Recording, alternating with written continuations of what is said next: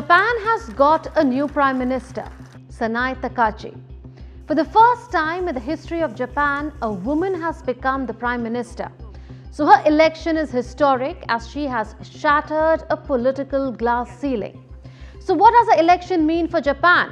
What does it change for women? What kind of policies does she stand for? And what could it mean for Japan's ties with various countries, United States, China and India, for instance? Let's connect the dots.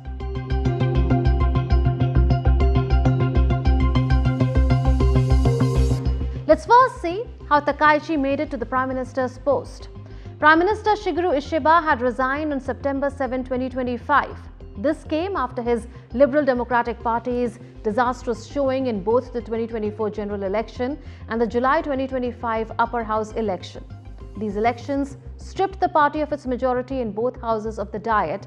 That's what the Japanese parliament is called. The party was rocked by internal dissent. There was frustration among the people of Japan over a political funding scandal. Under these circumstances, the LDP called an early leadership election to reset its leadership trajectory. The LDP presidential election on 4th October 2025 was highly competitive. Enters Sanae Takaichi. She belongs to LDP's hardline wing. She is a former Minister for Economic Security. She has strong conservative credentials and is a protégé of the late Shinzo Abe. She came first in the first round with around 31% of votes. She defeated former Environment Minister Shigeru Ishiba in the runoff with 54.25% of votes. Her victory was widely seen as an attempt by the LDP to reconnect with its right-wing and nationalist base after losing moderate voters under Ishiba's leadership. But her ascent to premiership did not come without political drama. Soon after her victory, the LDP's longtime coalition partner Komeito, a Buddhist-backed centrist party, quit the alliance after 26 years. It cited Takaichi's ultra-conservative positions and the LDP's handling of funding scandals. This left the LDP without a parliamentary majority and forced Takaichi to delay her confirmation vote twice in the Diet. But Takaichi quickly negotiated with the conservative Japan Innovation Party or Isshin no Kai led by Fujita Fumitake and Osaka Governor Yoshimura Hirofumi. The two parties struck a coalition agreement on 20th October. The governing majority was restored.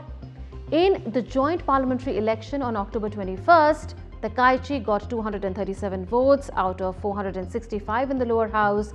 That's just 4 above the required majority. And she got 125 votes in the upper house, only 1 vote above the simple majority threshold needed for confirmation. So this means that a key challenge for her would be to maintain political stability. If we look at her growing up years, her interests set her apart from the traditional mold of budding politicians. Before she became one of Japan's most prominent conservative politicians, Takaichi led an unusually unconventional life by Japanese political standards. Born in 1961 in Nara Prefecture, she did not come from a political dynasty.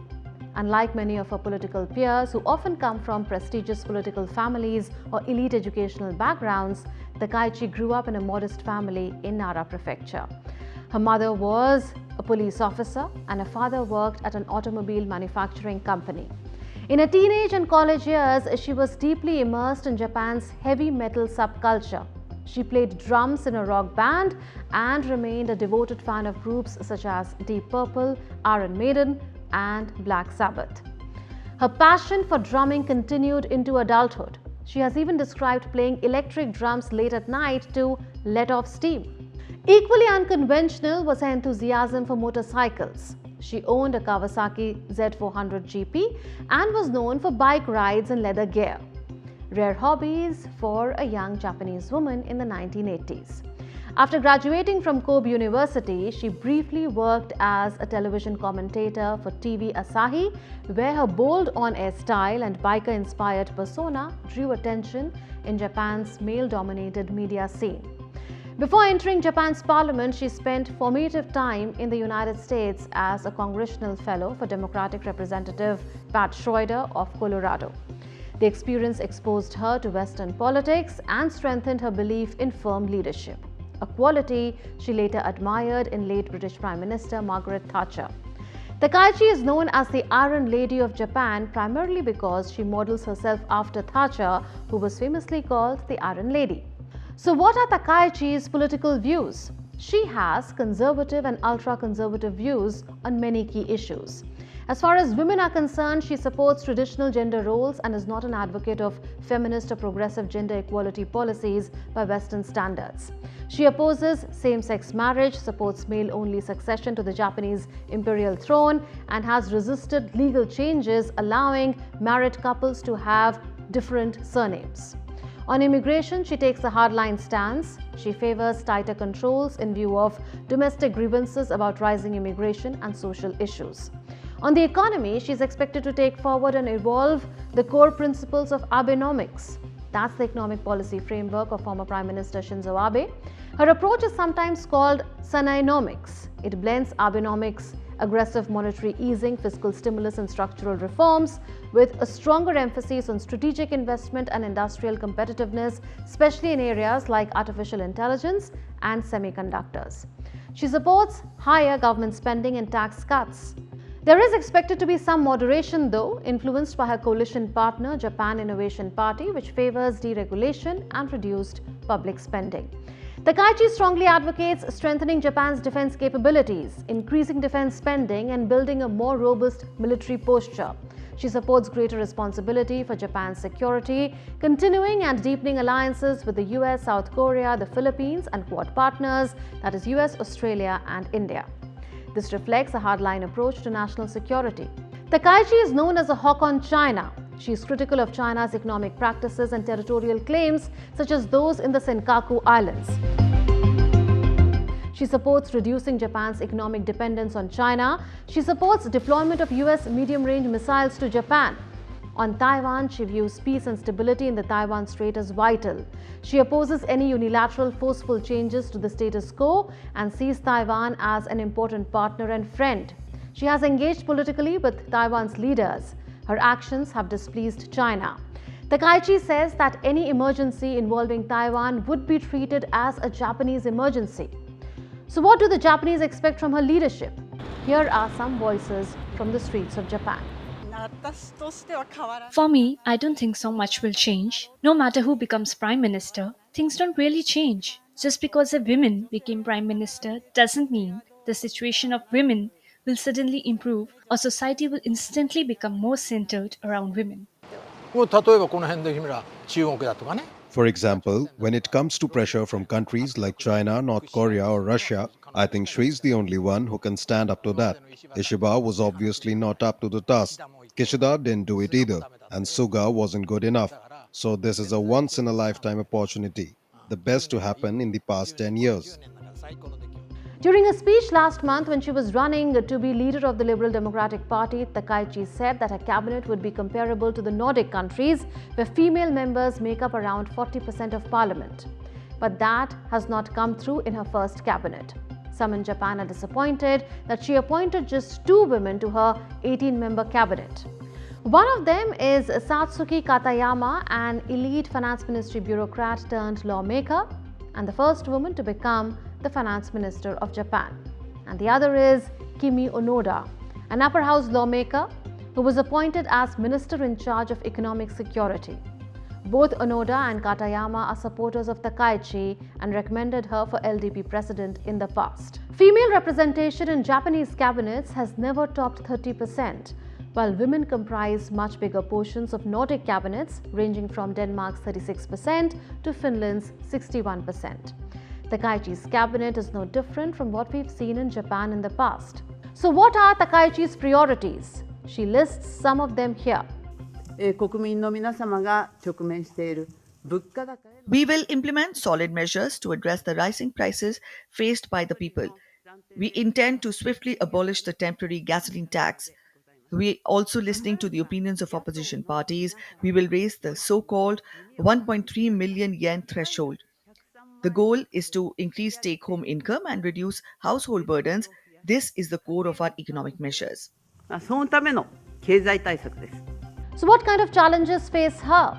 On the domestic front, tackling inflation, and on the foreign policy front, dealing with the United States and China.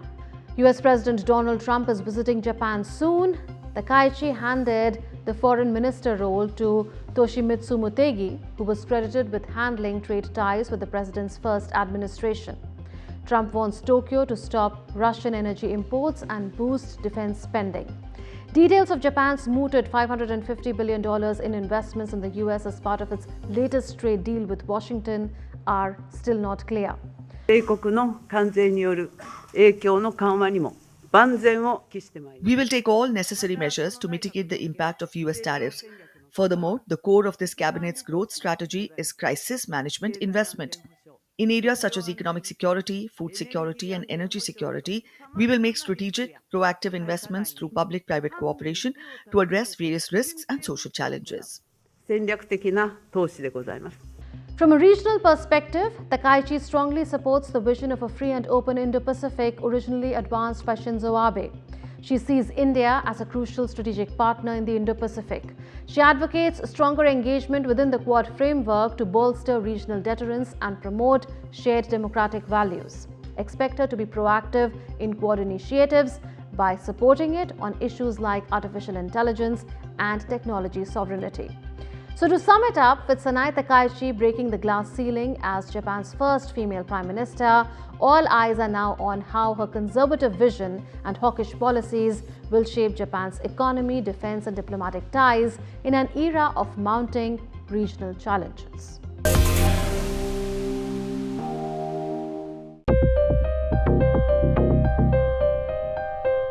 If you have ever watched Money Heist on Netflix, or the Bollywood movie Dhoom, you know how a perfectly planned robbery can look on screen. Daredevil thieves, high-speed escapes, and police left searching for clues. But what if such a heist happens in real life? And that too inside the world's most famous museum. This is not a movie, but for real.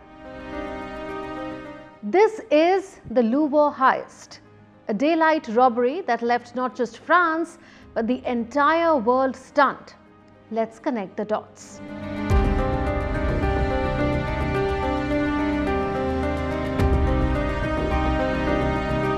The Louvre in Paris is not just a museum, it is history itself. Built in the 12th century, it was once the home of French kings. And today, it is the world's most visited museum, attracting nearly 9 million visitors every year. It's home to the Mona Lisa, the Venus de Milo, and masterpieces from across centuries. But tucked inside one of its ornate halls, the Gallery of Apollo, lies another treasure, the French crown jewels. And it was this gallery overlooking the river Seine that became the target of one of the most shocking heists in France's history. It was a quiet Sunday morning at around 9:30 a.m. Just after opening time, 4 masked men arrived at the museum. They came in a truck equipped with a mechanical ladder, the kind used for moving furniture. They parked it right outside the museum, raised themselves up to a first-floor balcony, and used an angle grinder to cut through a window. Within minutes, 2 of them were inside the museum.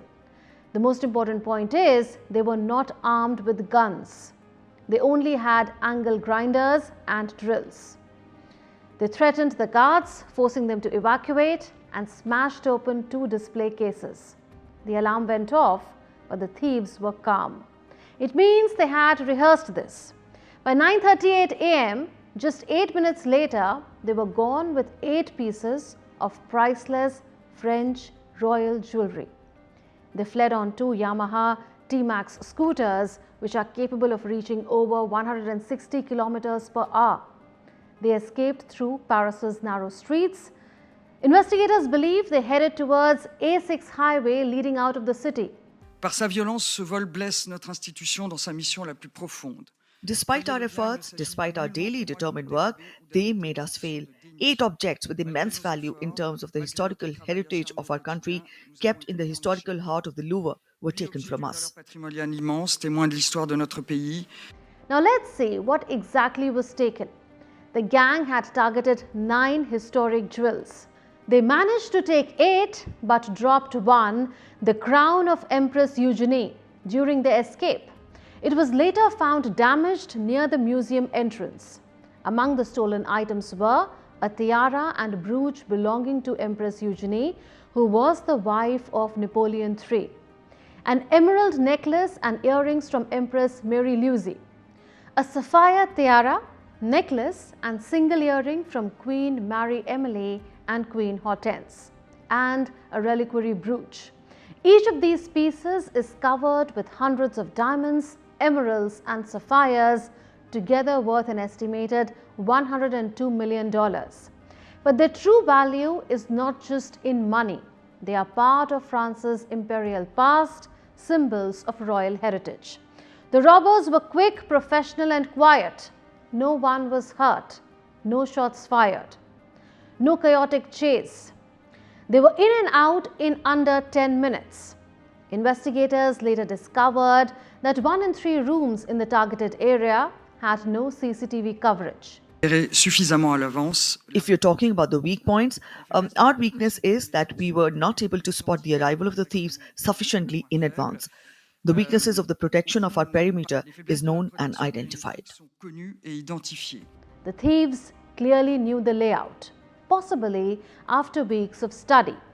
They knew where to enter, which cases to break, and how much time they had before police could respond. But one clue was left behind: a vest and equipment found at the scene. French police are now analyzing them for DNA evidence. So who could be behind it? It's clear that this was not a random robbery. Experts say only a small circle of professional criminals could pull off something this clean. This was not their first heist. You know, as a normal person, you don't wake up in the morning thinking, I become a burglar, let's start with the Louvre. These are people, professional thieves. They have done things before, other burglaries. They are very confident and they thought, well, we might get away with this, and they went for it. French police suspect it is the work of an organized crime network. Possibly they have committed similar crimes in the past. The investigation is being led by the BRB, the Brigade de Répression du Banditisme. It is a special Paris police unit known for solving high-profile cases. They handled the 2016 Kim Kardashian robbery and several major art thefts. Detectives are now piecing together CCTV footage, mobile phone records, and witness statements to track the gang's escape route. But time is running out because of what usually happens next. Experts warn that the jewels may already be gone, at least in their original form. But why? Because unlike famous paintings, jewelry can be broken down. Gold can be melted, stones can be recut into smaller pieces. So they become impossible to trace, and that's what makes jewels such an attractive target. They can be turned into untraceable cash. Police believe the thieves will dismantle the items, sell the pieces through black markets, and possibly smuggle them out of France. Some experts even think the gang had a skilled gem cutter waiting, ready to alter the stones. These pieces, you cannot sell them. They are too well known. They are all around the world now in the newspaper, so they cannot sell them in their entirety. So they have to cut them down. What they probably want to do is to melt down the gold and the silver, and the diamonds, they will be taken apart. They might maybe cut them a little bit, because, you know, if you sell diamonds separately, nobody would know that they are originating from this theft. And once you melt gold, it's very hard to prove that these new gold rings or whatever, wedding rings, originate from Napoleon's jewels, you know. And so that's the way they probably will act. The Louvre heist is not an isolated case. Europe has seen a rise in museum robberies, and many follow the same pattern. In 2019, thieves broke into Germany's Greenwald Museum in Dresden and stole over 4,000 diamonds worth $124 million. Most were later recovered. In 2020, during the COVID-19 lockdown, 2 Laughing Boys by Dutch artist Frans Hals was stolen in the Netherlands. And a century ago, In 1911, the Louvre itself lost the Mona Lisa, stolen by an Italian worker who hid overnight inside the museum. It was recovered 2 years later. But this new heist raises deeper questions about how secure museums really are and whether France's priceless heritage is truly safe. Right now, around 60 investigators are working to track the Louvre gang. Authorities believe the gang studied the site carefully, possibly for weeks. They knew exactly what they wanted and how to get away. You can imagine that other museums in the world, and there are tens of thousands of them, smaller than the Louvre, they are watching this news and they think, well, if the Louvre can be robbed, how can we protect ourselves, you know? And they are afraid that local thieves will think, well, you know, they took it off with the Louvre, let's try our local museum. So that's the biggest fear now in the museum world.